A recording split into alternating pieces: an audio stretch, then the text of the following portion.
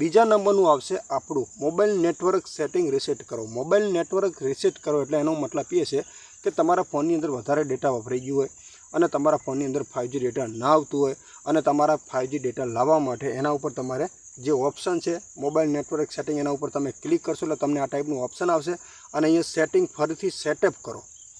મિત્રો તમારી પાસે 5G ફોન છે અને તમારા ફોનની અંદર તમે રિચાર્જ પણ 5G નું કરાવો છો, તમારા ફોનની અંદર હવે 5G ની સ્પીડ ન આવે તો તમે મિત્રો શું કરવાના છો? હવે તમે ફોનનો વાંક કાઢશો કે તમારું જે રિચાર્જ છે જીઓનું સિમ કાર્ડ છે તો સિમ કાર્ડ જીઓનું છે કે એરટેલનું છે ગમે તેનું એનો વાંક કાઢશો કે પ્રોબ્લેમ ક્યાં છે, આપણને સ્પીડ નથી મળતી તો એનું કારણ શું હોઈ શકે છે? જો તમારી પાસે મિત્રો જીઓ અથવા 5G ફોન છે મતલબ કોઈ પણ અને તમે 5G નું રિચાર્જ કરેલું છે, કારણ કે ઘણા બધા મારી જેમ હશે મિત્રો જે યુટ્યુબરો એમને મિત્રો 5G રિચાર્જ આવે છે તો ઘણા બધા નાના યુટ્યુબરો હોય છે જે 5G નું રિચાર્જ કરાવે છે પણ એમને મિત્રો છે ને 5G ની સ્પીડ મળતી નથી, મતલબ 5G ની નહીં 4G ની જ મળે છે। એટલે કે મિત્રો અત્યારે હાલની અંદર 349 ની જે ઓફર છે અહીંયા જે એની અંદર તમને ખબર છે કે 5G ફ્રી આવે છે અને 2GB ડેટા આવે છે તો ઘણા લોકોએ રિચાર્જ તો મિત્રો કરાવી લે છે પણ જો કે એમને તો 4G ડેટા રહેશે, 5G તો આવતું જ નથી।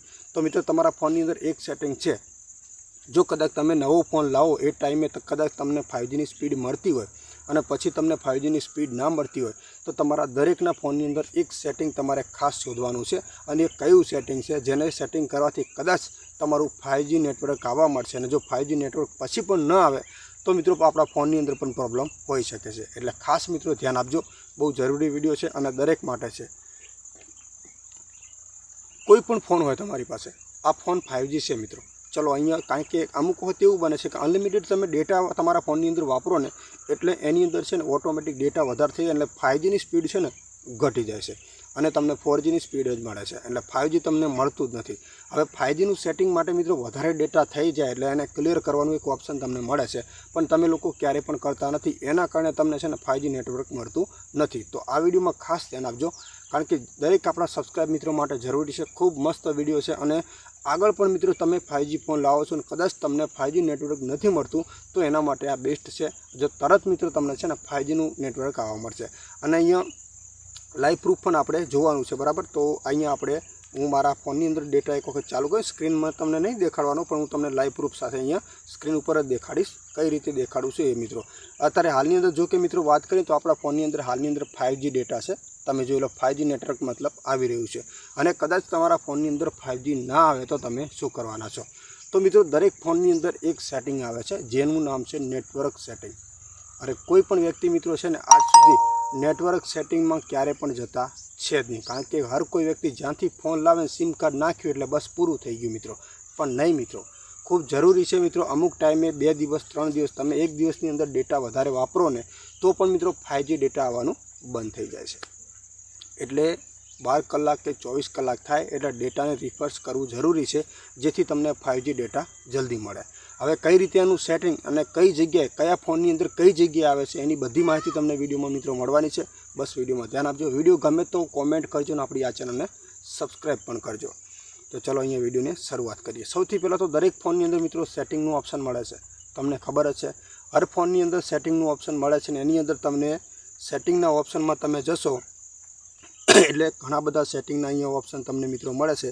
સૌથી પહેલાં તો મિત્રો અહીંયા ઘણા બધા સેટિંગ તમને મળે ને એમાં તમારે એક સેટિંગ પહેલું તો ગોતવાનું છે ફોન વિશેનું સેટિંગ।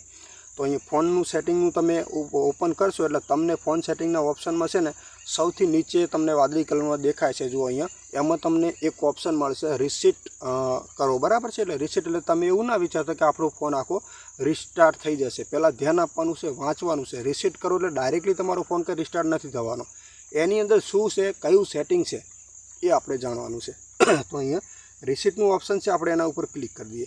તમે જેવું એના ઉપર ક્લિક કરશો એટલે તમને અહીંયા ઘણા બધા ઓપ્શન મળશે જે તમે મિત્રો ક્યારેય પણ આ સેટિંગ કોઈ દિવસ જોયા જ નહીં હોય। તો અહીંયા તમને ઓપ્શન મળે છે 4। હવે કયા કયા ઓપ્શન મળે છે? ડાયરેક્ટલી ફોન કંઈ રિસ્ટાર્ટ નથી થઈ જતો મિત્રો, બહુ મસ્ત જાણવા જેવું છે। અહીંયા પહેલા નંબરનું ઓપ્શન છે મિત્રો બધા સેટિંગ રીસેટ કરો। કદાચ તમારા ફોનની અંદર ભૂલથી કોઈ ઓન ઓફ સેટિંગ થઈ ગયું છે અને તમને ખબર નથી તમે કયા જગ્યાએ ગયા તો આ સેટિંગ થઈ ગયું છે તો પહેલા નંબરનું ઓપ્શન અહીંયા મળે છે તો એના ઉપર તમે ક્લિક કરશો તો તમારા ફોનની અંદર જે પણ સેટિંગ હેરફેર થઈ ગયું હશે વધારાનું એ પાછું મતલબ કમ્પ્લીટ મતલબ થઈ જશે। પહેલા નંબરનું છે બધા સેટિંગ રીસેટ કરો।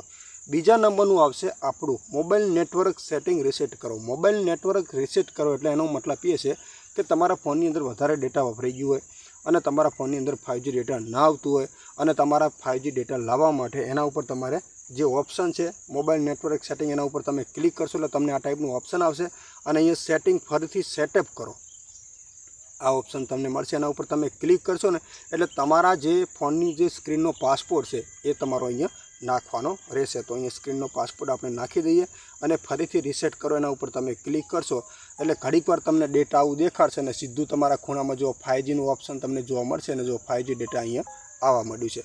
તો બસ આવી રીતે તમારે નેટવર્ક સેટિંગ કરી લેવાનું છે, પણ ખાસ ફેક્ટરી ડેટા રીસેટ ઉપર ક્લિક ના કરતા, ન કે તમારો ફોન આખો રિસ્ટાર્ટ થઈ જશે જેની અંદર કાંઈ પણ નહીં વધે. તો વિડીયો તમને કેવો લાગ્યો કોમેન્ટ કરજો મિત્રો, અને આપણી આ ચેનલમાં સબસ્ક્રાઈબ કરી લેજો, કારણ કે આપણે પહેલી જ વખત આવો વિડીયો બનાવ્યો છે જેમાંથી આપણા દરેક સબસ્ક્રાઈબ મિત્રોને ફાયદો થાય.